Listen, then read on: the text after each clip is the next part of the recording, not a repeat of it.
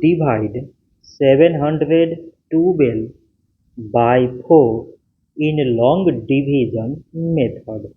4 times 1 is 4. On subtracting we get 3. So this 3 is less than 4. So we put down this 1 and it is 31. 4 times 7 is 28. On subtracting we get 3. So this 3 is less than 4. So we put down this 2 and it is 32. 4 times 8 is 32. On subtracting we get 0.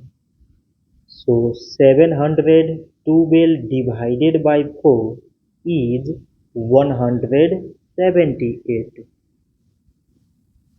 So this much for today and thanks for watching.